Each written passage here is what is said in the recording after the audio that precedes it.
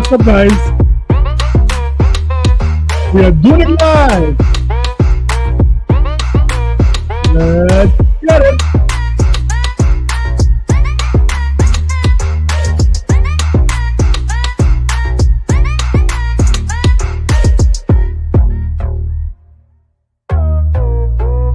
Come on in, guys. There's a lot to talk about. Come on in.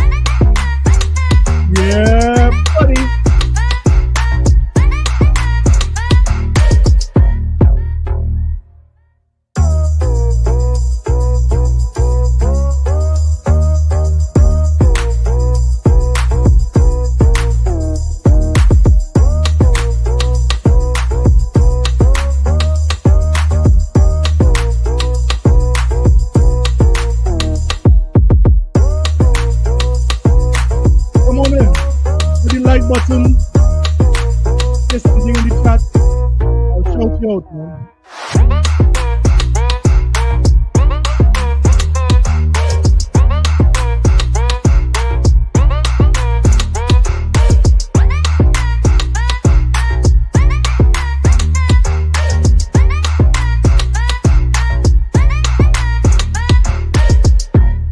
This is a sickness!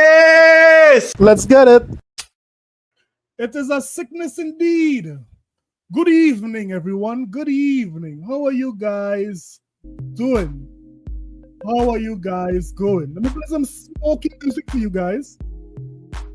Shout out. I missed last week, but I'm back. I'm back and I'm ready for action. There's a lot of news to talk about, man. I don't think I'll be able to fit all of this news within the hour, but we'll try. We'll try to fit everything in. At the same time, let me just say a big shout out to Anonymous Boss. I don't think I ever saw a donation this big on this 2x4 channel of mine. Shout out to Anonymous Boss, man. This is a sickness. It is indeed. You will see how sick it is, Anonymous Boss. You will see how sick it is. This is a sickness! It is deviant, therefore we don't want it. No, we don't want it. Let me say a shout out to everyone in the chat. Let me load down the music here. Don't too loud. Right, let me say a shout out to everyone in the chat. Island Gill, ACD, what's up, chick? Welcome. Anonymous Boss, again, big supporter. Shout out to you, Anonymous Boss. Railroad Gamer, Luna. He said PlayStation CEO Game Pass bad. $80 games good. We're going to talk about it, man. We are going to talk about it. Backstrap Man. Now, Backstrap Man recently got 300 subscribers on his YouTube channel. Give that guy some support, man. Backstrap guy. Yataza, what up, brother? Bless up. Brother J, what up? What up, Yataza? Hope you and the family doing okay. Big B Money. What's up? What's up, bro? Chichi, what up? And Professor Strong. What's up, man? What's up, boy? Professor, you all right, man? You on the farm all right? Be nice. What up, man? Welcome. Guys, don't forget to hit the like button. Don't forget to subscribe if you have not yet subscribed. Let's see if we could get the stream up to 100 likes this evening, before the evening is done. Now, Anonymous Boss, seeing that you is the channel sponsor for tonight, which story should I go with first? Should I talk about how Yoshida said that Game Pass is dangerous? Or should I talk about the Xbox Showcase. Let me hear what you think, Anonymous Boss, seeing that you're the channel sponsor for tonight. Let me say shout out to Mikey the Knight. What up, Mikey? Welcome, man. Hit the like button.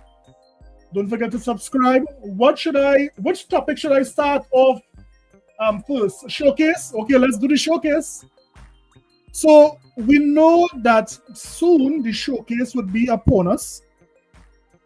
And it's very interesting to see what Microsoft would be doing this time around for the showcase.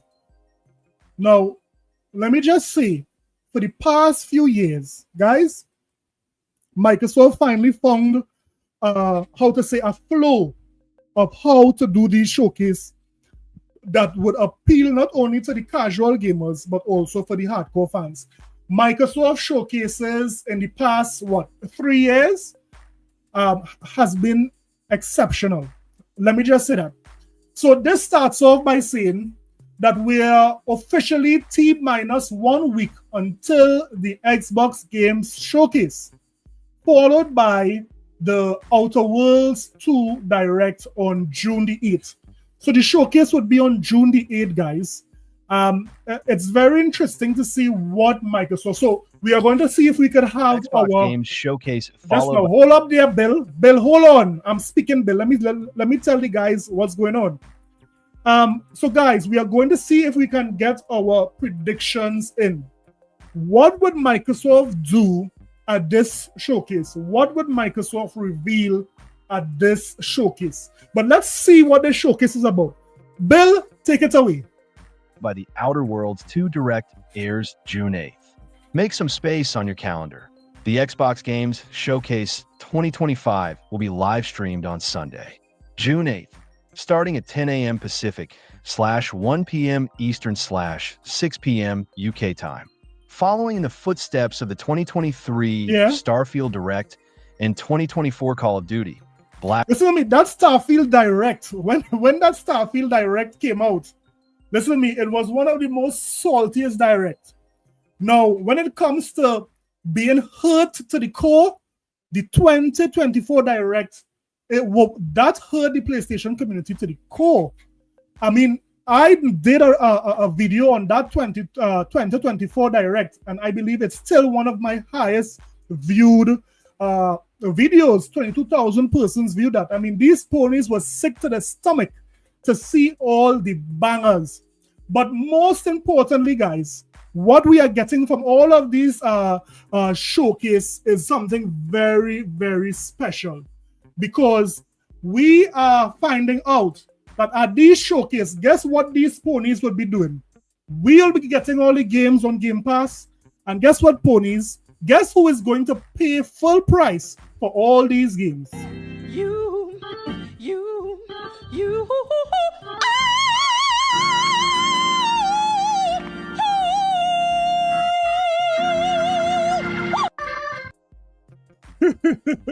Yes, ponies would be paying full price for all of these games. Bill, take us away again. Black Ops 6 Direct.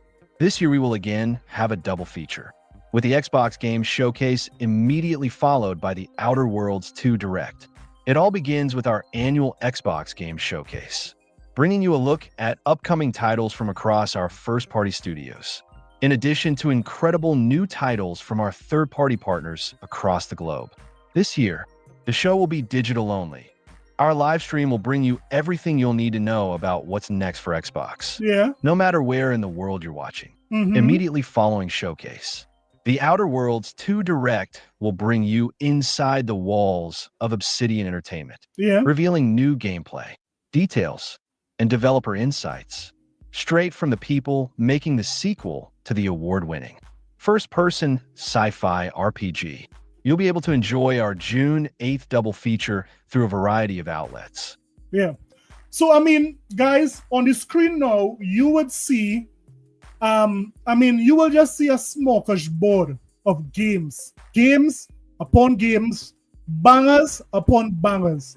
So we understand what is going to happen on June the 8th, right? Microsoft would have an initial showcase. Now, tell me, what do you think Microsoft would show? Now, I am guessing that Microsoft has to show some sort of gameplay. Let me say, I don't want to say they have to do it, but I think they should do it. That is Perfect Dark. We need some gameplay for Perfect Dark. We need some gameplay for Everwilds. We need to know what type of game that is, what it's about. I mean, I know that some persons are saying Fable for sure.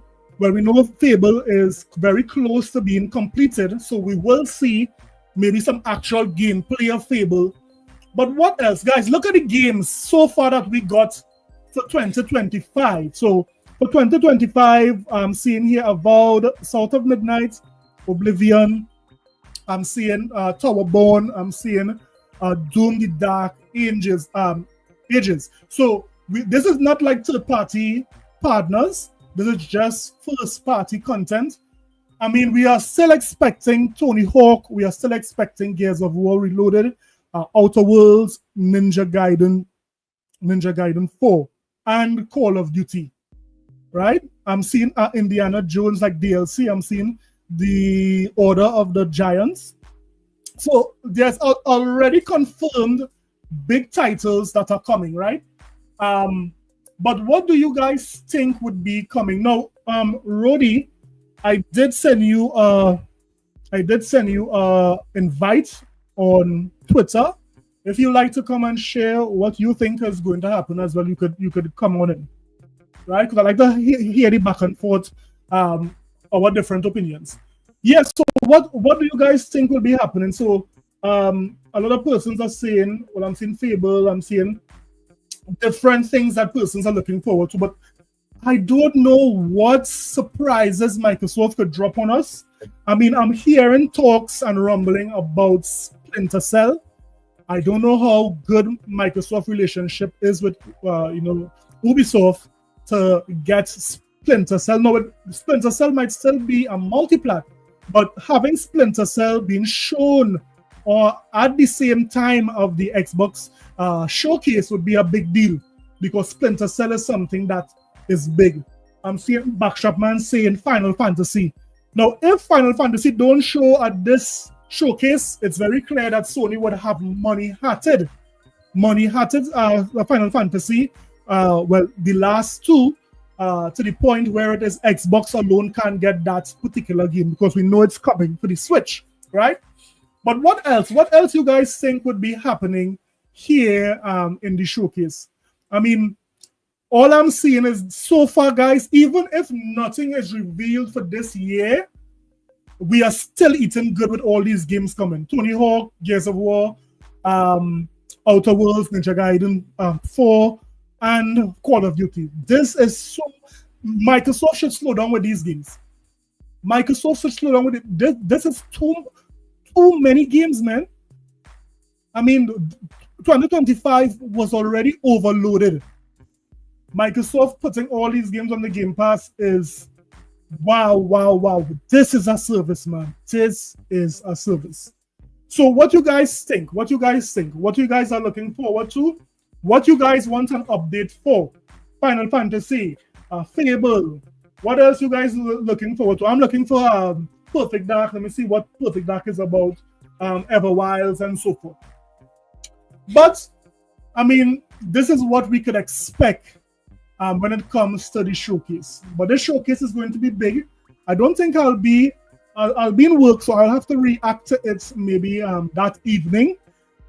So look out to that. I won't be live to react to what is going on live, but I should do a reaction maybe the evening. So look forward to that.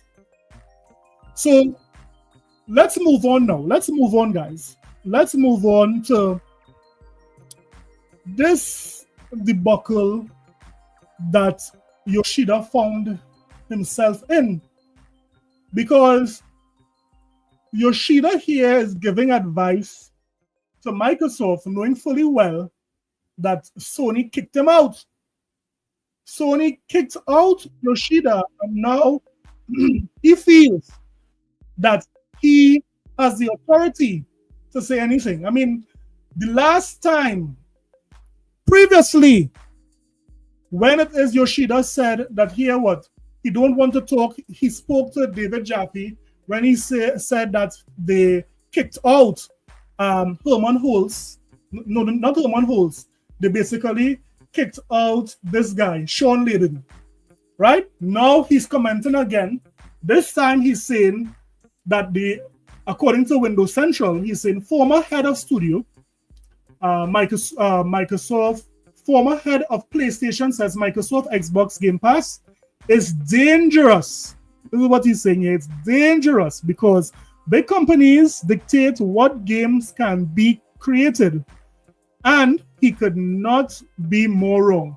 And I agree right away with what Jez is saying here, or Michael is saying here. I don't know what Shuhei is smoking, but I believe Shuhei is taking the same drugs this guy is taking. I need one, big dog. Man, get out my balls, man. Hey, man, goddamn, look here. Big dog. Don't turn on me now, big dog. I need you. Man, get off my balls, man. This guy's trying to get away from it. All right, big dog. I'm trying to get some, big dog. This is what Shuhei is smoking. Bye. The same thing this guy is smoking. All right, big dog. I mean, this is crazy. He is saying that it's dangerous because Microsoft would be able to control what devs make. What is this guy smoking? I mean, this is crazy, man. But let's see what he's saying. Shuhei Yoshida of Sony Interactive Entertainment SIE says that subscription gaming won't advance the industry, but there is a significant flaw in his reasoning, right? There is a significant flaw in his reasoning, right? Let's read the story.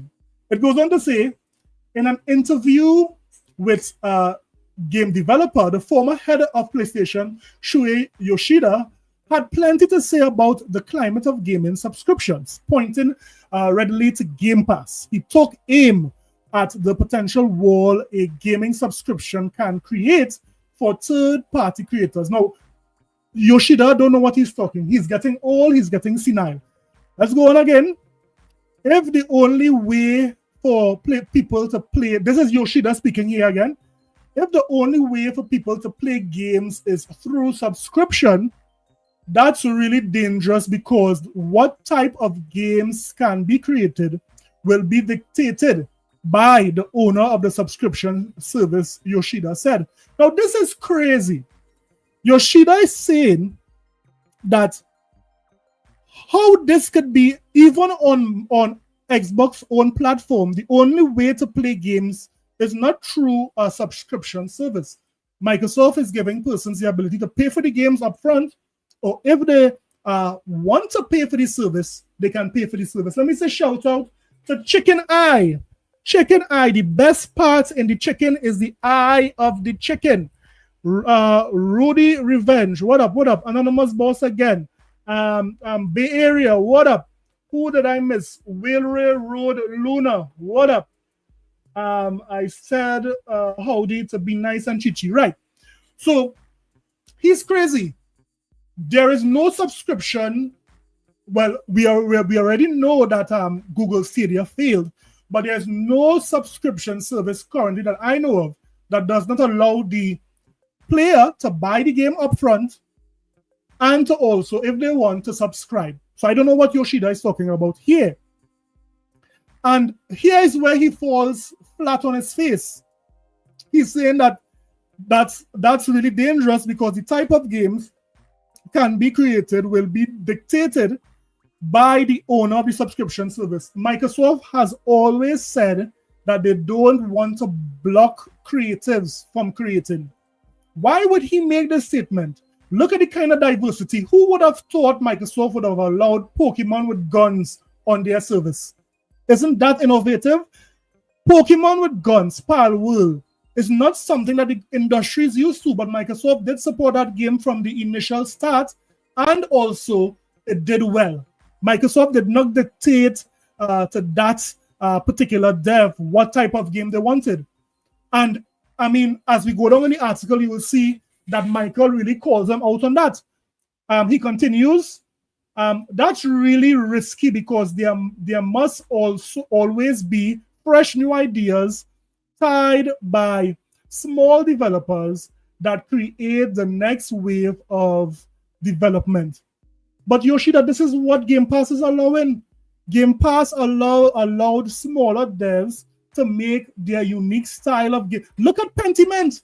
Who would have thought? I mean, Yoshida, what are you talking? Look at Pentiment. Just look at Pentiment and you will see that that is not a game that is the norm, but Microsoft allowed it. So Microsoft is not going to, dictate what creators do with their game. Whatever someone is passionate about, if they think it might have an audience for it, Microsoft will bring it on to Game Pass, right?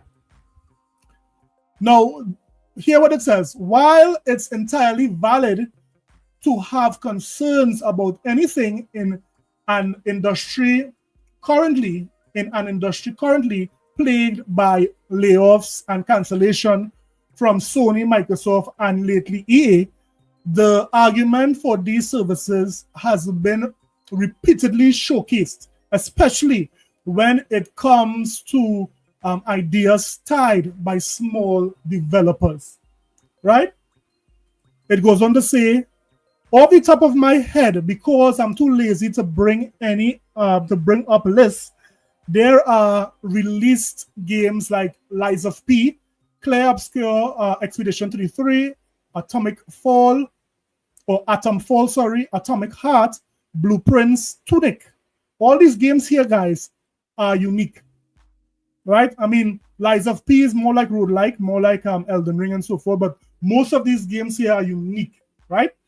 The upcoming games for Game Pass, The Atlas, Wulong Fallen Feathers, Moonlighter 2, The Endless Void, Vault, Dead Static Drive, Lost in Random, The Eternal Dead. I mean, all these are games that is not dictated by Microsoft.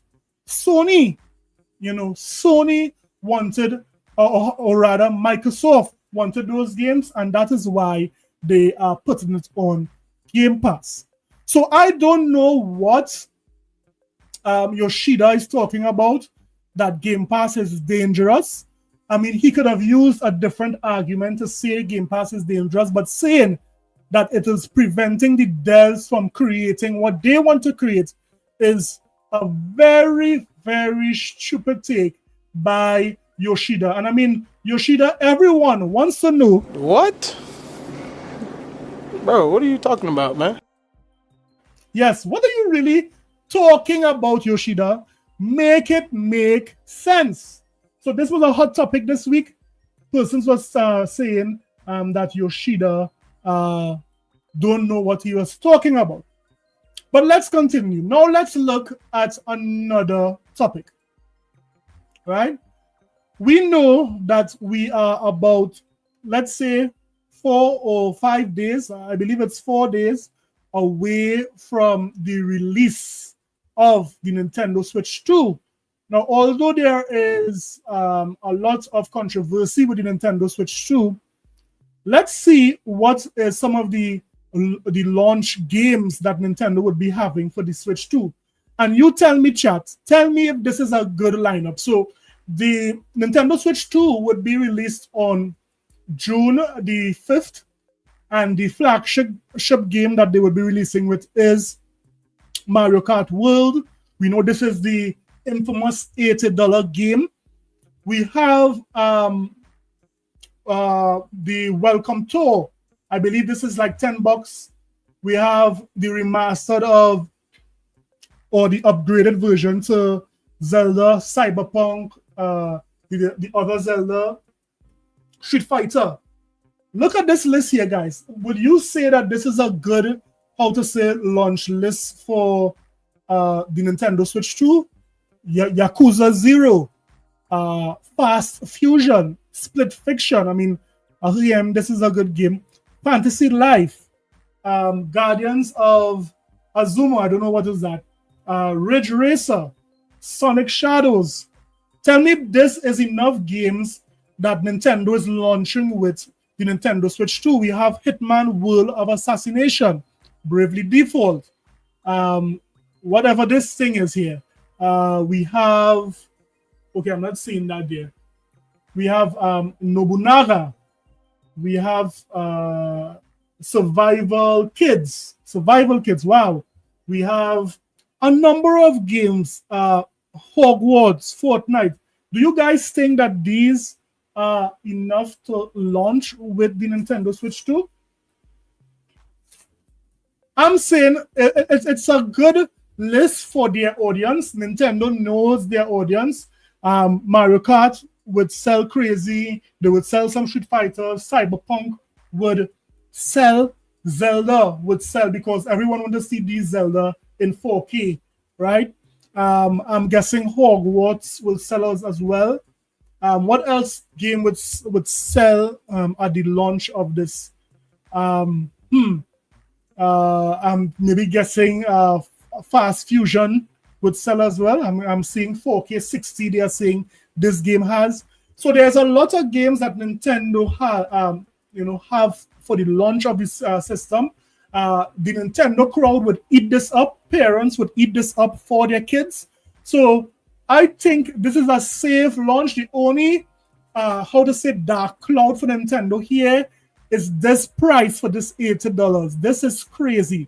Nintendo should not be raising the price for this type of game. This here is crazy. But, I mean, Nintendo know what they can get away with. They are going to sell gangbusters when it comes to, these games.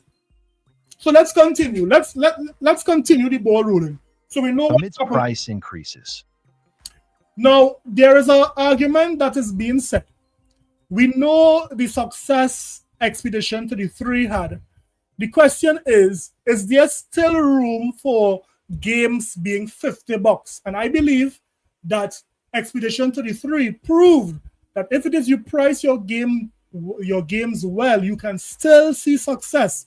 And it don't have to be $80. It don't have to be that high amount of money for a good game, right? So listen to the success Expedition 33 is having, despite their game only being $50. Listen. Expedition 33 developer. Hey, let me just say, guys, don't forget to like, don't forget to subscribe. Don't forget if you want to support me and support what I do here, you could send me a super chat, throw something in the chat. That would help, no doubt. So thanks again for you guys in the chat. Thanks again for rocking out with me.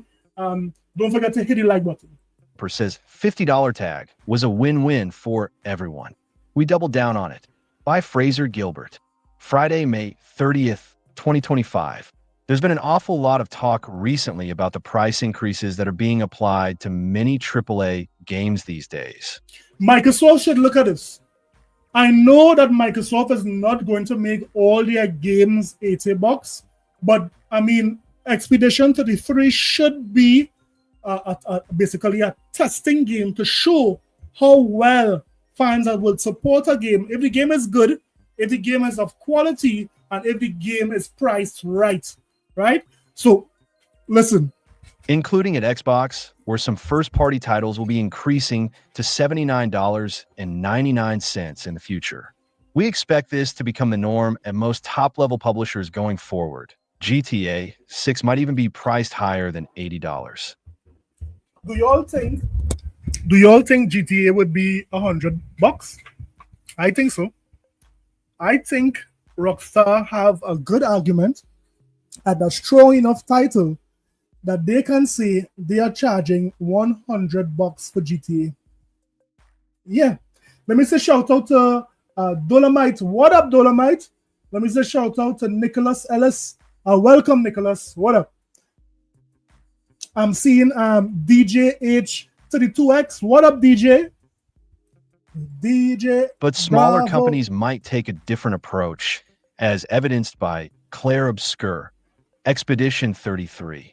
Despite being one of the highest rated games of the chat is saying GTA would be $100. Yeah, I agree. 2025, and undoubtedly in the Game of the Year conversation.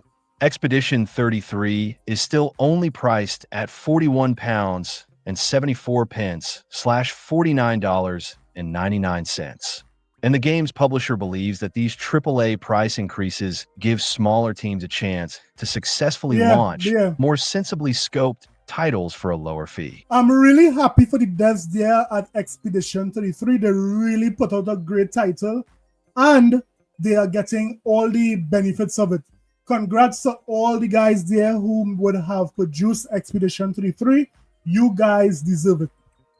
Here's a bit of what Kepler Interactive Portfolio Director Matthew Handrahan had to say about this in a recent interview with GamesIndustry.biz.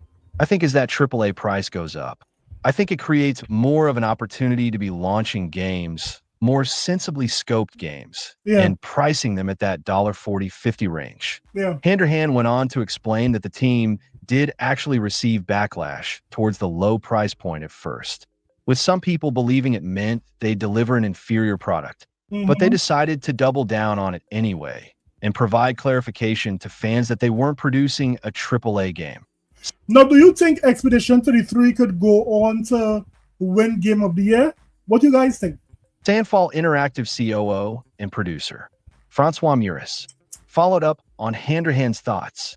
In the end, it was a win-win situation because it was a way to attract more players towards the game, to have good player satisfaction about their buying decision. And it could actually end up doing more sales. Could Expedition so maybe players' perception can change a bit about that kind of price point. One of the key things that was brought up during this interview is the need for sensible scope, with the pair explaining that the focus was always on an intense and short experience, highlighting how Expedition 33 isn't filled with bloat and when the studio works on its next game. Now, the PlayStation community, they are so angry that Xbox had a part to play in Expedition, 33. Ponies, I mean, there's a difference. Microsoft makes sure and treat their, consumers. Microsoft, those who are on the Microsoft platform, we benefit from being on the platform. We got that game. No one would imagine getting Expedition 33 on Game Pass, but we got it. And this is what is going to lead to a bigger discussion, guys. I'm going to lead this to a bigger discussion. You see, we are being treated well on Game Pass, while these ponies would be paying full price. Who is paying full price? Yes, ponies. You.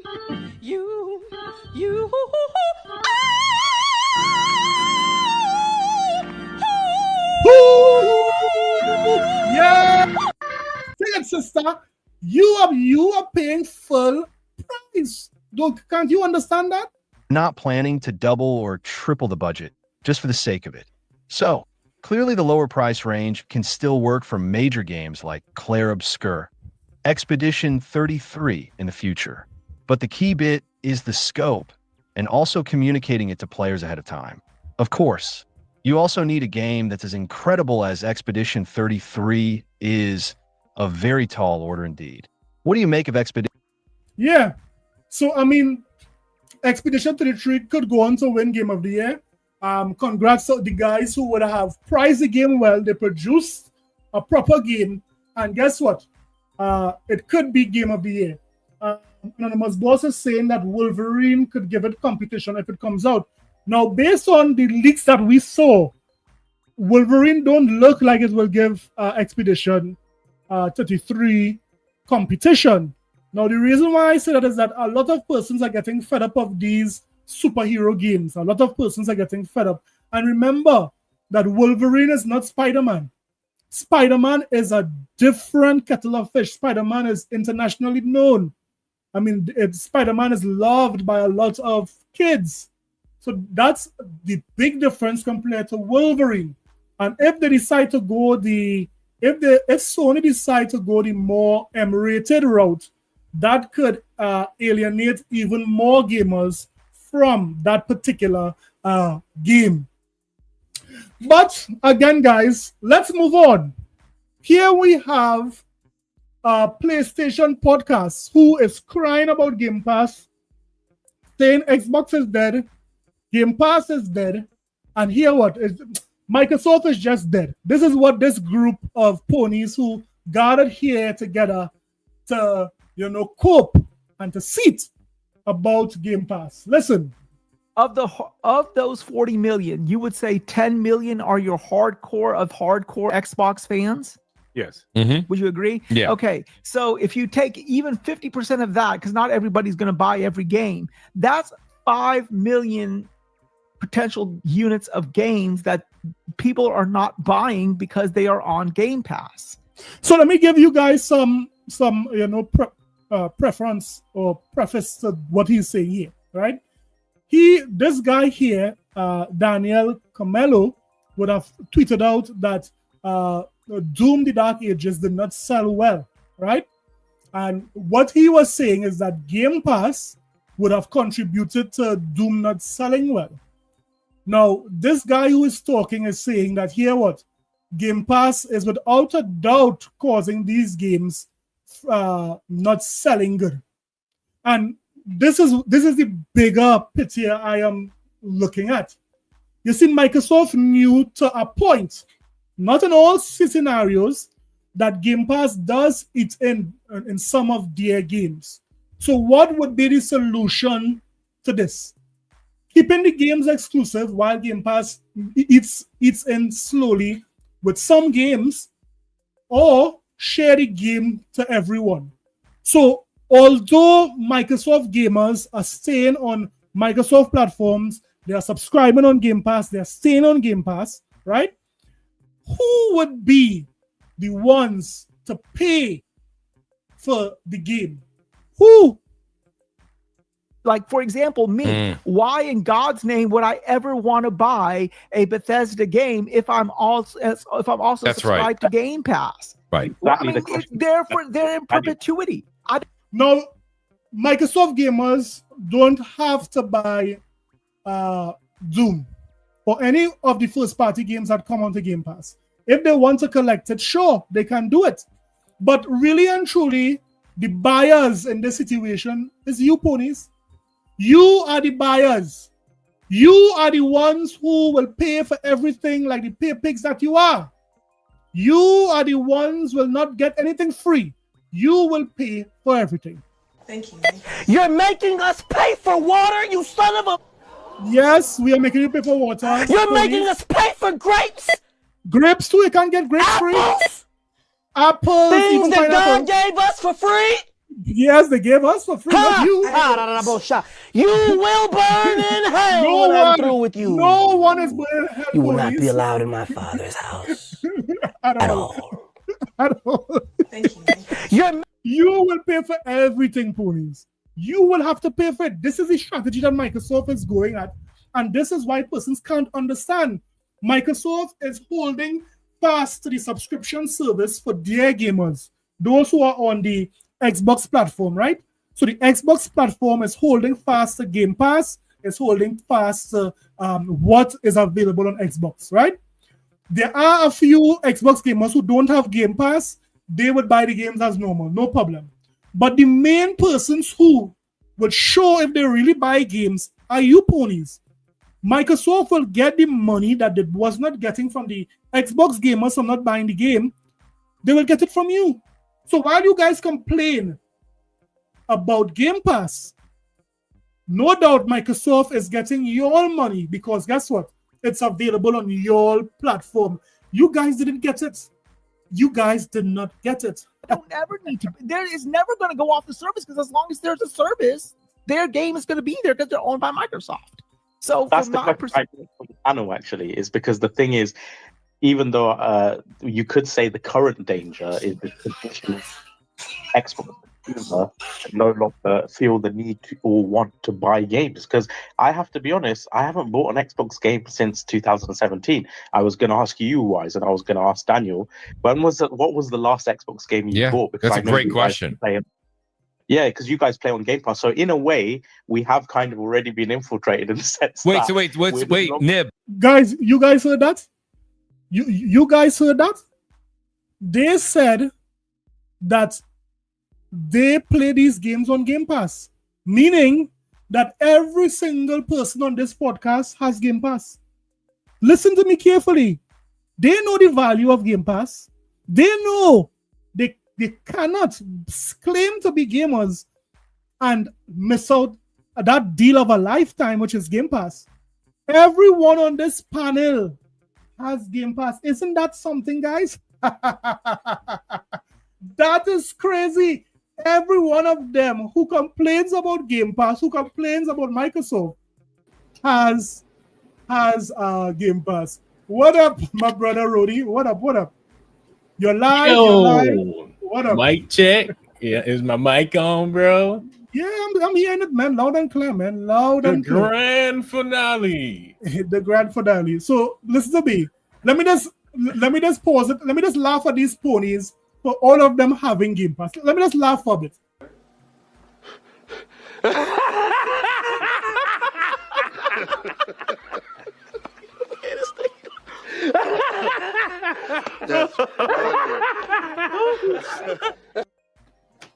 Yes. So I mean, Rody, it's very clear. It's very clear that these guys here on this podcast, they are complaining or they are trying to say that here, but the reason why Doom did not sell like the first one is because it's on Game Pass. Now they are saying that here, what Game Pass cannibalize sales. Now, if that is true, what are you even worried about? It is not our business if we cannibalize sales or not. We know that we are getting the games on Game Pass. That's on Microsoft to worry about. And I have already said that Microsoft would have come to the table with the solution. The solution is putting the game on PlayStation and having the PlayStation gamers pay for it. So we get it on Game Pass while the PlayStation gamers pay full price for it. I mean, Microsoft say, listen to me, Rudy, you know what Microsoft is saying? They are saying this. I'm leaving here with something. You know what I mean? I'm from around the way. I'm leaving with something. I'm leaving. Yes, they are leaving with something. They have to leave with something. So what's your thoughts on this, boy, Rudy? What's your thoughts on this? Yeah, bro, they like buying games and they gonna fund the games for us. We're gonna play them on Game Pass, and then at the same time, they get paid from the subscription service. Microsoft, paying the developers. So it's a win-win situation for us Xbox gamers, and it's also a win for the developers. But it just shows with Doom that them ponies, they ain't willing to pay for these games. It was 2.2 million players on Doom on Xbox. Yeah. And to compare to PlayStation, they said it was only about 500K. So they ain't buying these games, bro. No, but Rudy, I thought they were the community that buy games. I mean, what's going on there, man? They some trolls. They have to be trolls because they say that they buy games, but I mean, when the evidence come out, these guys, you know what these ponies are saying when it is these games come to their table? All of them is saying this. Where is it? Where is it? Where is factions? Where is it, boy? Okay, I didn't upload it. Okay. They're lucky. But yeah, I mean, this is really exposing the PlayStation gamers. They don't have it, right? They don't have it. But let me continue with what they are saying here. Nib, what's the last Xbox first party game or game they bought on Xbox? Yeah. What are you asking? Yeah, what's the last Xbox first party game? Oh, first party. Okay. I gotta think about that. I gotta think about that too. Nib, that's a good question, man. Because I gotta say it's got to be probably years. Because the only thing I was buying on there before I started doing all of my third party on PlayStation was because I game share with my wife as well on PlayStation. I was only buying third party and Game Pass over there. So as to purchasing a first party game, it might be Halo 5. Yeah. Gears 5.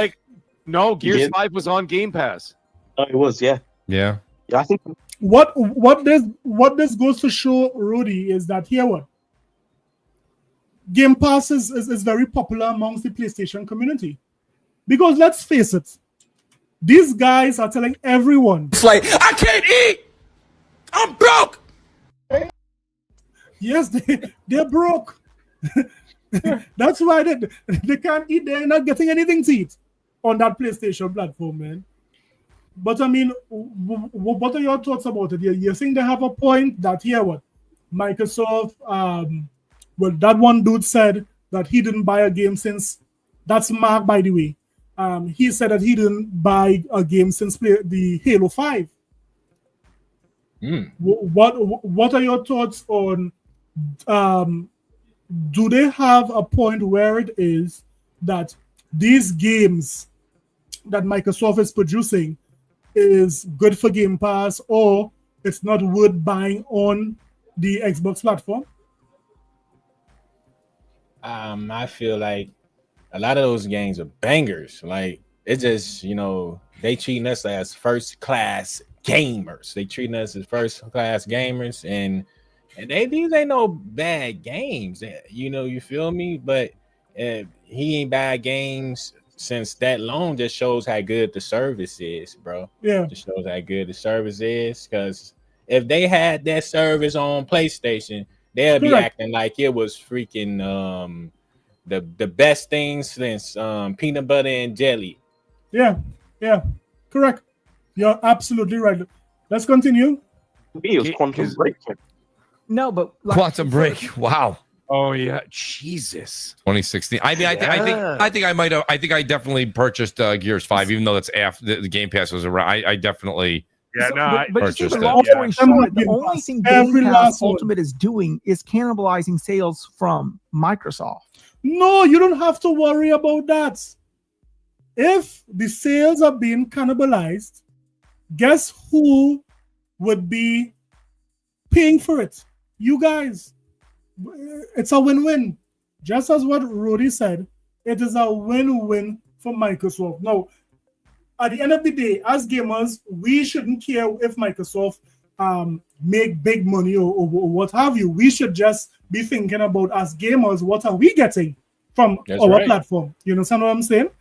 And what we are getting, the value is the best value. It cannot be touched. That is why you guys didn't buy an Xbox game in 5 years. Because at the end of the day, Game Pass is the best. If owning, and I saw Chichi mention it. Yeah, Chichi mentioned it on the chat. Most of these guys are paying $70 to $80 for a game, and really and truly, they don't own it. It's not to say that that game is on the disc. Most of the games that are coming now, they are not owned. At any point in time, these studios decide to pull that game or to take it off. They could. Once it is they have internet, they can take the game away from you, although you paid for it. Sony proved that. You understand what I'm saying? So, I mean, I don't know what these guys are talking about. Because these would be the same games that I would have bought. You would have bought them. Had it not been absolutely day and date on the service. Same as me was. I would have bought them as well. Yeah.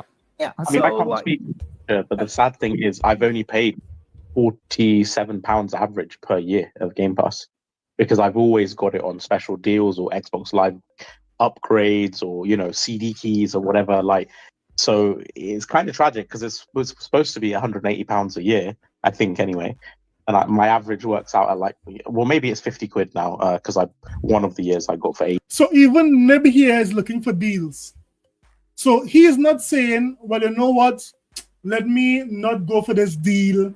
Let me pay full price for my games. No, he himself is looking for deals. This proving that the move for Game Pass is really a consumer move. This is not anti-consumer. This is good for consumers. Consumers are saving money, especially if it is you play a lot of games. Now, if it is you only play like 1 or 2 games a year, Game Pass is not for you. It doesn't make sense. But if it is you play all these games that is on Game Pass currently, I mean, you are coming out a winner, chicken dinner. Am I right or am I right, Rudy?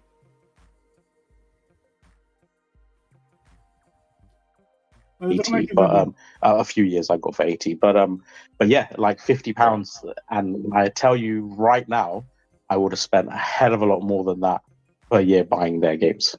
Mm-hmm. If you're a pony playing free to play Fortnite, yeah, Game Pass ain't for you. You a free to play microtransaction weirdo. Yeah. So I mean, these guys, they are crying about it. But that brings us to the last topic here, Rudy. Now, guys, hit the like button. Don't forget to subscribe. Let's see if we can get the likes up. But this is what, and I saw this from VG Fight School. I did tell him I would react to it. But it just so happened that the guys there at Kind of Funny Games, they admitted that Microsoft's strategy is a strategy that would go better for the long term. Continuing with the exclusive games, especially if it's AAA, will not yield to a great result if it is you are a platform holder, because these games are too expensive to make. You have to look for another stream of revenue to get. And now, let's listen to these guys here, Rody, and we could comment on it. You could tell me if it is you have something to say, I can stop it. Let's listen to these guys and let's see what they are saying about how the gaming industry would look in the next 10 years. Listen. I'd like your opinions on to piggyback off this, right? What does success look like for first parties in 2035? I think it continues to look different for each of them. Yeah. Like, I feel like that it's a trend that really started.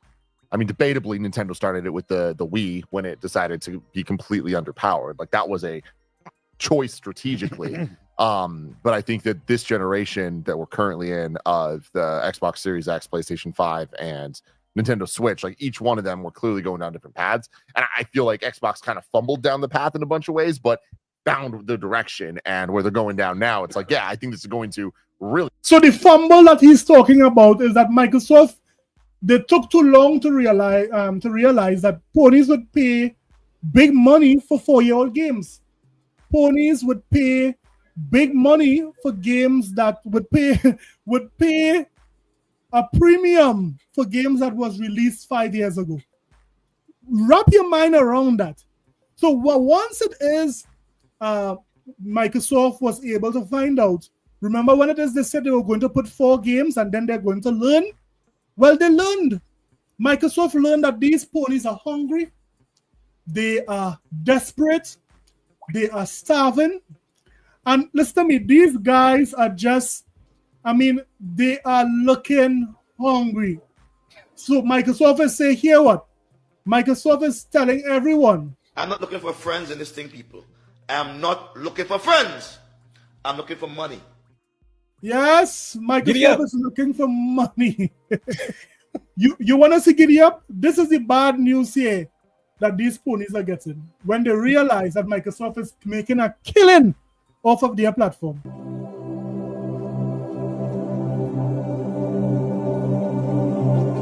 Look at these horses here. Look at Dreamcast guy at these horses. These horses here at least the Dreamcast guy. What's going on here, man? Hey, this is crazy, man. Hey, let me say shout out to none of us boss here. They are cooling and babooning. You better believe it. They are cooling and babooning. But this is what we could expect. Let's continue and see what they are saying here. Really pay off for them, and I think that they're going to, in terms of sales, absolutely crush. I think it's cheating because they just bought everybody, and yeah, that's how that works. But like, I do think that they are easily going to be like the biggest publisher. So then I want to bring this question in because I think it's tied to this, right? But I wrote down, what are the rankings of the first parties in 2035? Because my bold thing to say, right? What you think would be some of the biggest franchises in 2035, Rudy? You think, because we saw how some of the big massive titles they would have basically turned to nothing. Right now, basically Gran Turismo is not as big as Forza right now. Forza is killing it on all platforms. I mean, things with time, things change. But what are you seeing would be some of the big titles in the near future? Let's say 10 years from now, Rudy. Well, looking like Grand Theft Auto usually be there. You think they can bring back Halo to being a very big franchise? Yeah, definitely. What the plan that Microsoft got going with Gears and Halo, it got them setting up to have it a really successful franchise when it comes to multiplayer crossplay. So in the next 10 years, if they do it right, Gears and Halo can be juggernauts, I agree. They already well known, and they already well known games. And then if they hit it right with like the remake of it, with the graphics, fidelity, and they do it right, they doing the right moves. But Sony, on the other hand, the next 10 years, they've been canceling all their games. Their games been booty like Concord. You got the Future Marathon. I mean, if Sony don't see the writing on the wall that the PlayStation community is not enough, I keep saying that. You cannot convince me that 77 million consoles is out there, but 1.2 million sold in a game of the year. That is, you cannot rely on the PlayStation community alone. That is crazy. Craziness, man. That's crazy, bro. And then they have more players playing Doom. They supposed to have more on PlayStation. Come on. Where is Factions? Where is Factions? Let's continue. Right here, a decade out, being Mr. PlayStation and loving my PlayStation so much, I think they're in third place. And I know that we're talking in a very... So you heard what he said? So Greg Miller is saying that 10 years from now, Tony would be in third place. Now look at this guy face here. But I agree with that. I agree with that. Let's listen. Let's see where he's going with it. It's a very hard conversation because now you're saying, well, what metric of success are we talking about? All right. Let me just say, before we continue, let me just say shout out again to Anonymous Boss for the another $2 dono. Now, Anonymous Boss is saying here, he's saying here, this is a sickness. KOTOR is in development, guys. He's saying KOTOR is in development. Now, KOTOR, I'm not hearing much about KOTOR, Anonymous Boss, but I mean, let's see. Let's see what I do with it. I love that game. Right, where I think one. Yeah, go ahead. I love Knights of the Old Republic. If they doing that again, I'm excited. Yeah, let's see. Let's see what I do with it, man. So far, Greg is saying that he believes Sony would be in third place in the next 10 years. Let's see. So many of us right now in 2025 would be like, man, PlayStation won this generation. When it's like, well, no, Nintendo, they went a different direction. Like number of unit sales and sold and mindshare kick the shit out of PlayStation, right? But it's like not what we think of. We think of the AAA box. This is what we're going for. Thanks, Professor. 77 million shipped. Yeah, correct.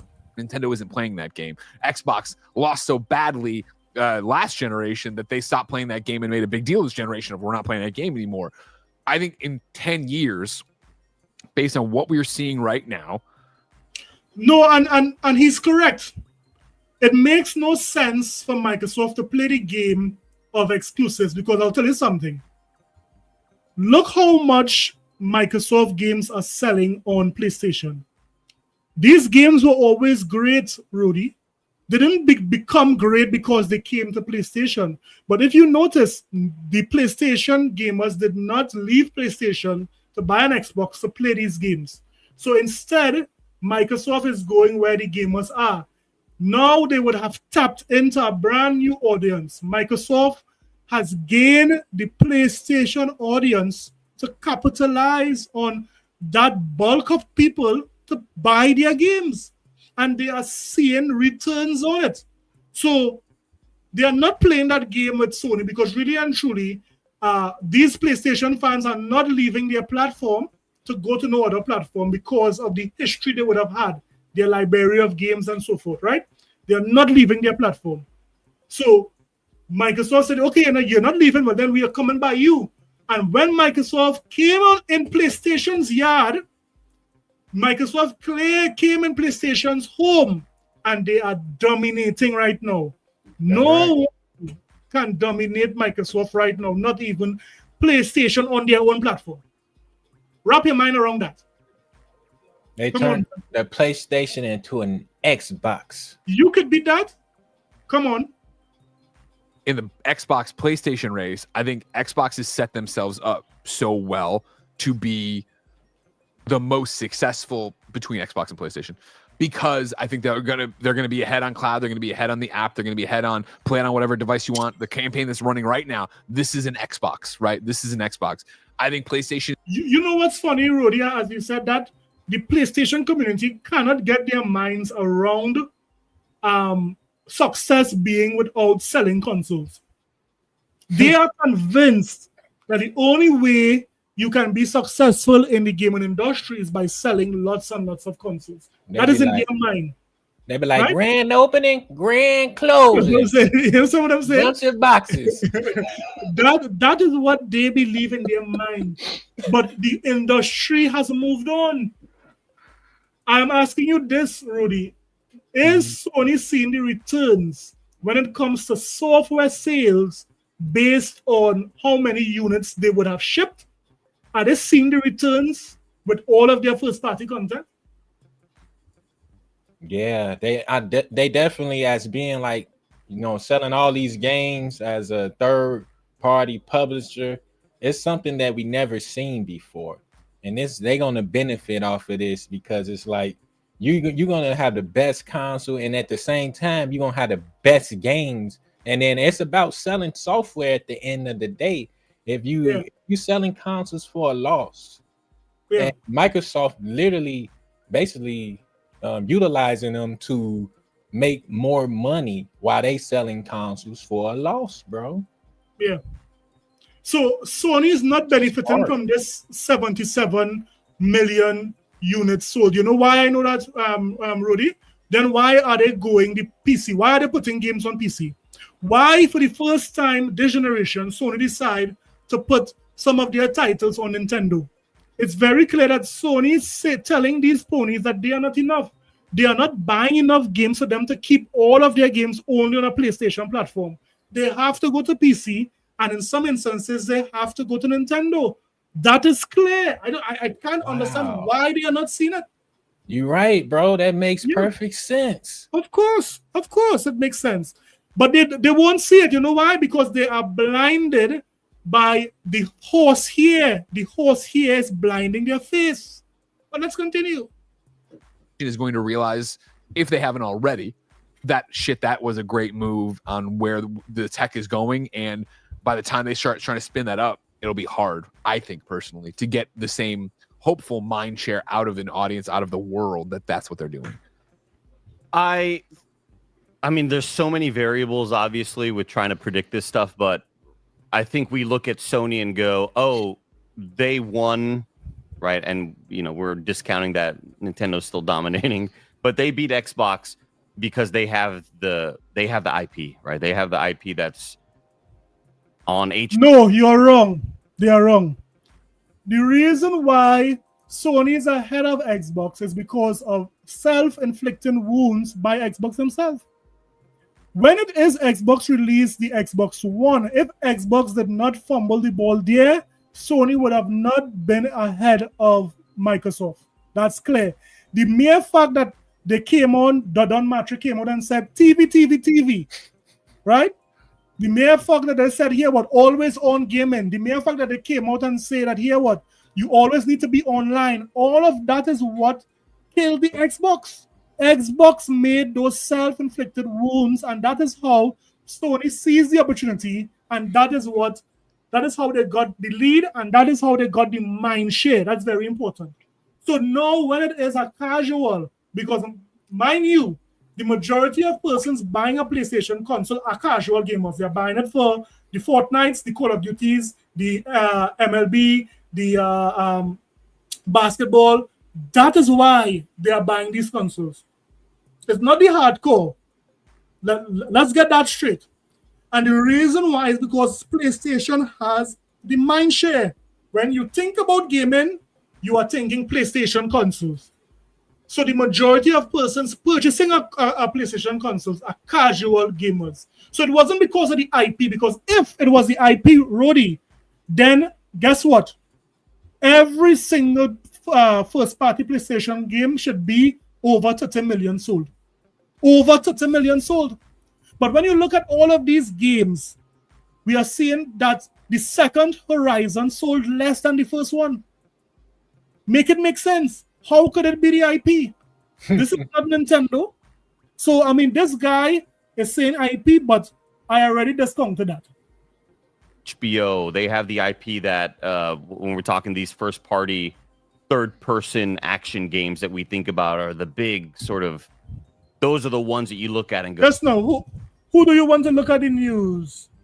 There's no somebody saying look at the news. There's no, I just saw someone say look. Is it you, anonymous brother? Look at the DM. There are news. Let me while it play. Let me check it and see. Oh, it must be breaking Xbox news. needs four of those, and they have none right now. But I don't know if it all depends on, does Sony stick with the just first party strategy, or do they eventually start to kind of take notes and see, oh shit, Xbox is selling a lot more copies for their first party games, first party, because they're going everywhere now. Do we sort of follow suit? And I know that everybody's like really certain that they're never going to do that. For me, I just think that executives up top go, well, doing that equals more money. So yes, let's do that. I mean, 10 years ago, we were certain probably that they want to put it on PC, right? We didn't talk about that specifically. Yeah. We were way more talking about, oh, well, if this NX thing doesn't hit Nintendo hat, we'll be putting everything out multi-platform. They'll just be a third-party publisher. They'll just be Sega. I think, again, as we've seen these walls fall down, like, it's inevitable that PlayStation releases will be day one on PC as well. I know we can point to Helldivers, but I mean bigger things too, because I think eventually you're going to see these numbers, in my mind, of what's going with PC gaming shift in a way that, all right, so many people have gone to PC. There are so many people that haven't and still own a PlayStation. There are the people who want it cross-buy, cross-play, all this stuff. Like, just give it to them that way. I think convenience in meeting gamers where they want to be is what the next 10 years is all about. We're already seeing it now. So you hearing that, Rudy? You heard what he said? Yep, that's right. No. Let me rewind it. I want to hear your take. I'm giving you first preference with this take. What do you understand by what he's saying here? Let me just rewind it a little bit so we can hear it over. Mm-hmm. Tell me what you think he's saying here. A lot more copies for their first party games, first party, because they're going everywhere now. Do we sort of follow suit? Folks, yeah? And I know that everybody's like really certain that they're never going to do that. For me, I just think that executives up top go, well, doing that equals more money. So yes, let's do that. I mean, 10 years ago, we were certain probably that they want to put it on PC, right? We didn't talk about that specifically. Yeah. We were way more talking about, oh, well, if this... So 10 years ago, persons didn't guess Sony would have put their games on PC, right? That's what he said. Next thing doesn't hit Nintendo hat, we'll be putting everything out multi-platform. They'll just be a third-party publisher. They'll just be Sega. I think, again, as we've seen these walls fall down, like, it's inevitable that PlayStation releases will be day one on PC as well. I know. What do you think about that? That's right, because that's the move right there. But especially when it comes to multiplayer, they're gonna do that, releasing it day one on PC. But I think with that big hitters, like in the future, when it comes to right now, they don't got Death Stranding 2 day one, but I think in the future they probably do it as well. But when it comes to MAU, if they want more MAU, monthly active users, they're gonna have to put their stuff everywhere. Yeah. Correct is right. Let's continue, Greg. We can point to Helldivers, but I mean bigger things too, because I think eventually you're going to see these numbers, in my mind, of what's going with PC gaming shift in a way that, all right, so many people have gone to PC. There are so many people that haven't and still own a PlayStation. There are the people who want it cross-buy, cross-play, all that stuff. Like, just give it to them that way. I think convenience in meeting gamers where they want to be is what the next 10 years is all about. We're already seeing it now. So Greg is predicting that Sony would be bringing their games to everywhere. You have to meet the gamers where they are. For example, Anonymous Boss would have just shared this with me. This is another reason why it is you have to go where the gamers are. Because persons have to realize that currently the gaming industry is very tricky. Look at this here. Look at what is going on here. And you tell me if things could continue the way they are. Look at this. People may fire updates, important update from Sebastian, whatever, right? He says, today we make a very difficult decision to suspend the development of Project Gemini, right? Project Bifrost. And the Project Bifrost. The relevant current report have been released to the market. Now, isn't this a PlayStation studio, or does this strictly belong to Bungie? Is this a PlayStation studio? People May Fly? Hey, Rudy? I'm not sure who People May Fly is. Is that like do some research on it? I believe this is a PlayStation studio, but again, they are canceling this project Gemini. They are canceling Project Bifrost. Why? The suspension of the Gemini project is a consequence of the fact that the publisher has not presented us with a draft of the subsequent content rider to the publishing agreement covering the terms and conditions of further milestones on Project Gemini, and the lack of communication from the publisher as to its willingness to continue or terminate the Gemini project. Now, if this is a Sony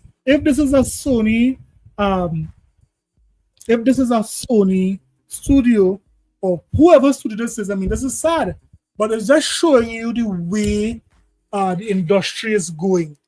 The industry is going very bad. Persons need to understand that here, what?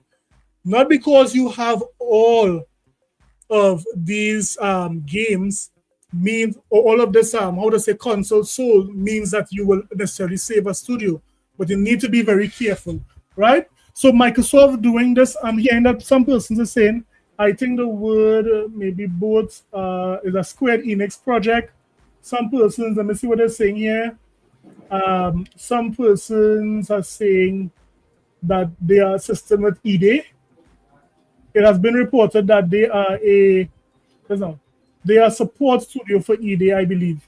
Right. So I mean, this is how the industry is going. If persons don't diversify themselves in the gaming industry, these products will be cancelled. Studios will be closed. So when it is, Greg is saying that he believes that in the near future, most of these companies would be putting their games on more platform. It does have some, truth to it. It does have some truth to it, and that is very clear. So let's continue with what Greg is saying. You have to share anything on that, Rody, before we go? No, not really. I guess they like a support studio and they having some trouble type thing. You see, the industry is getting sticky. If it is you don't know what you're doing, these projects would close. Continue, Greg. Yeah. Yeah.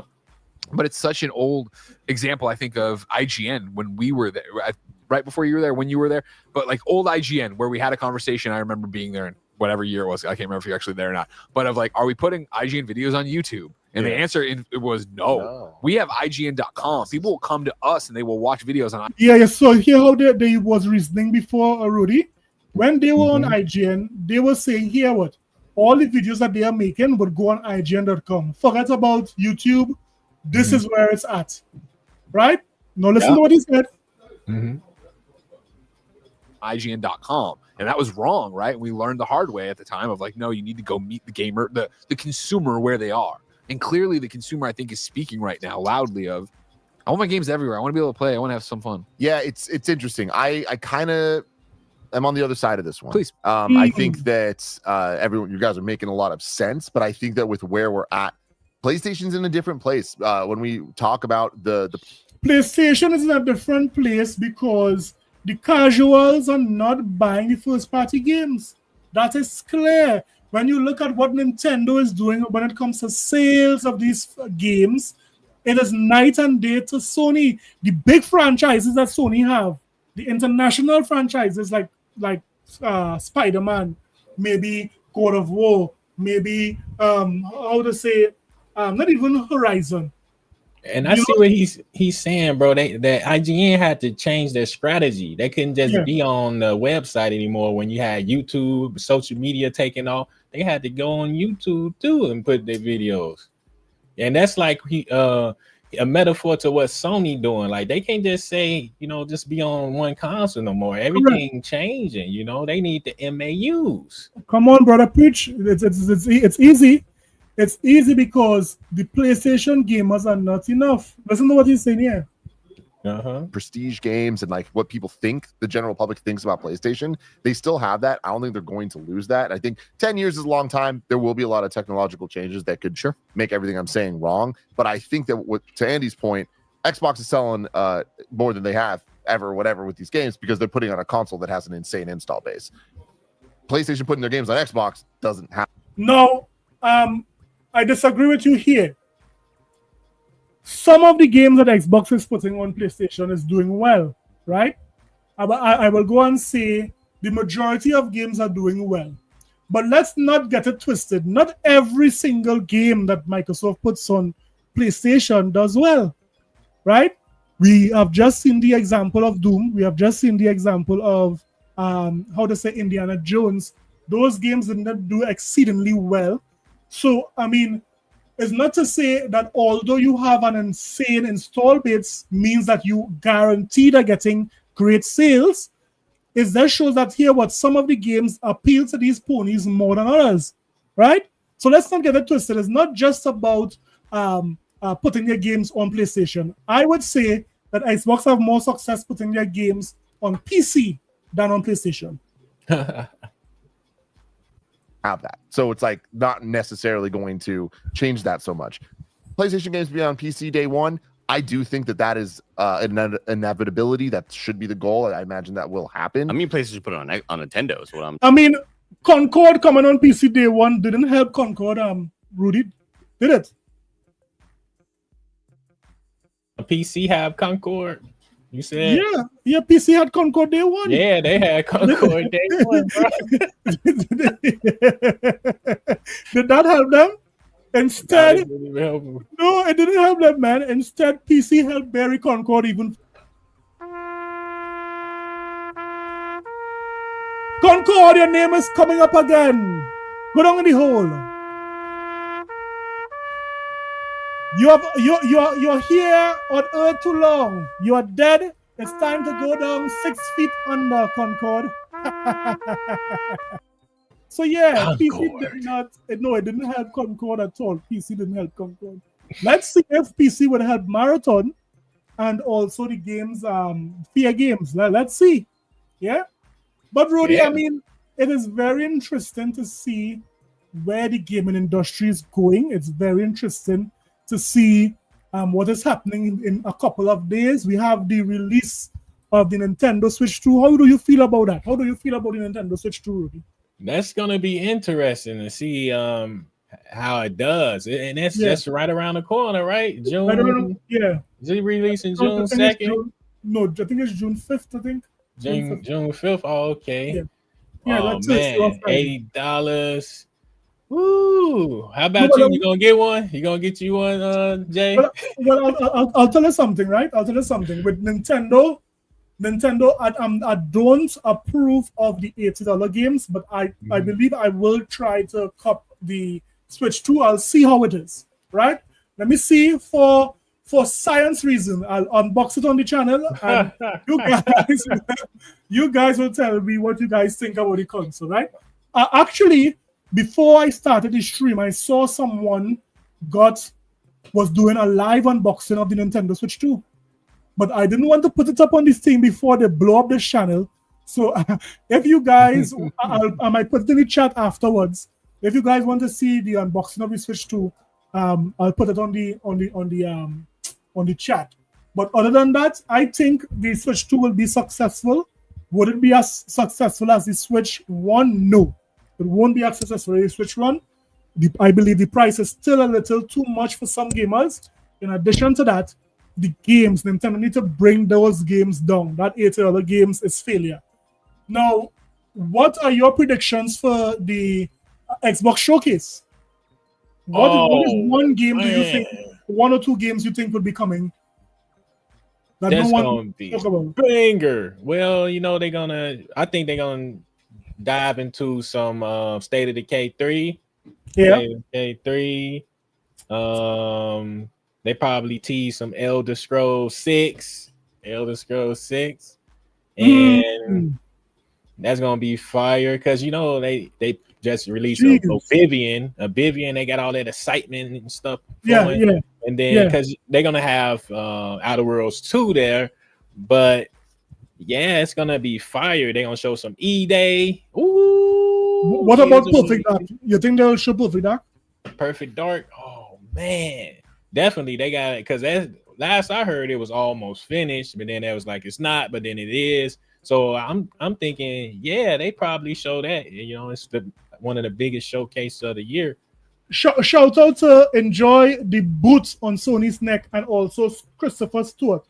Now, I would agree with and Enjoy the boot on Sony's neck. I feel Splinter Cell will show up on that Xbox stage. Splinter Cell. If they do that, everybody getting hyped. Yeah, buddy, I'm hearing some rumblings in the rumor mill about Splinter Cell. I mean, if those are 3 lights on that goggles comes up, the place is going to shut down, man. It's going to shut down. And Microsoft know how to get people hyped. That's one thing I noticed. For the past 3 years, the showcases was hitting on all cylinders. We know that we can look forward to a treat this week. Is it this week? Is the showcase or next week? I think it's next week. I think it's the 8th. The 8th is next week. Yeah. Yeah. Next week, I think next week Tuesday or next week Monday. Something wrong there.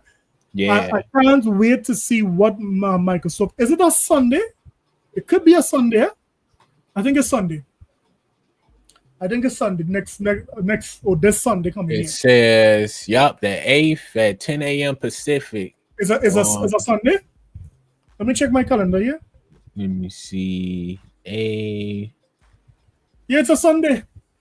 Yeah. If it's a Sunday, I'll be streaming. I'll stream it. If it's a Sunday. So yeah, I mean, let's get it. Let's get it. Sunday. Come on, man. So, I mean, we have some excitement. Let's see what the Nintendo Switch 2 is doing. Let's see what the Xbox Showcase will be doing. Let's see if Sony could come up with something that could make their fans happy. One thing for sure, Rudy, if it is, Sony don't deliver this showcase, you know, I will be laughing all the way. I will be laughing. I will only be doing this. I'll be making 10 videos a minute. What's your position, Jay? What's your prediction for Sony when they what they gonna do this summer? Well, I believe they will have a blowout for baby steps. I want to see this guy try to walk. I want to see the PlayStation community use their remotes. I don't know what they would do with baby steps. Left, right. Listen to me. Baby steps might just get Game of the Year this year. Watch out, Expedition. Baby steps is coming for you, man. One step at a time. Oh, that's a slogan. Baby steps is coming. One step at a time. Ooh-wee. They get Come on, man. But when it comes to Microsoft, I'm looking forward to Perfect Dark.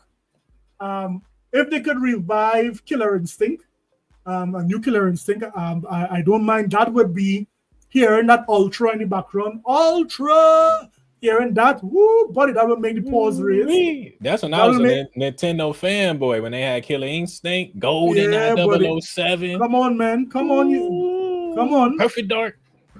Perfect Dark. Yeah, so, I mean, don't matter what, Rudy, we'll be eating good because, again, we're on Game Pass. So, guys, that is a show. I went a little over tonight. We are 85 minutes in.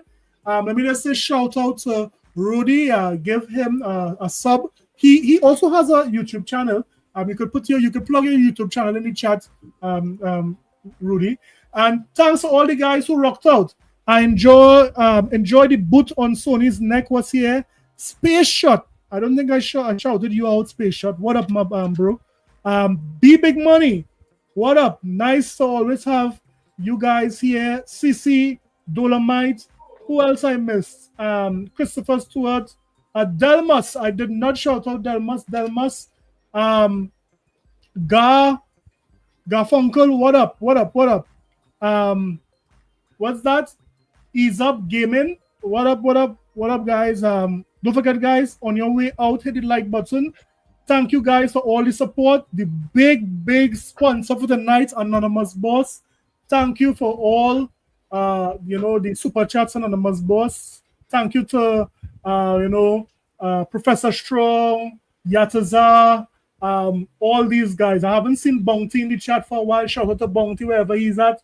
President Jim Ryan, the best president out there, man. Shout out to you, President Jim Ryan. Another boss coming out again. Hey Jay, that's another day. It wasn't me that put you in that room. Well, small thing, man. Yeah, so I mean, show Rodney some support, or Roddy, sorry, some support.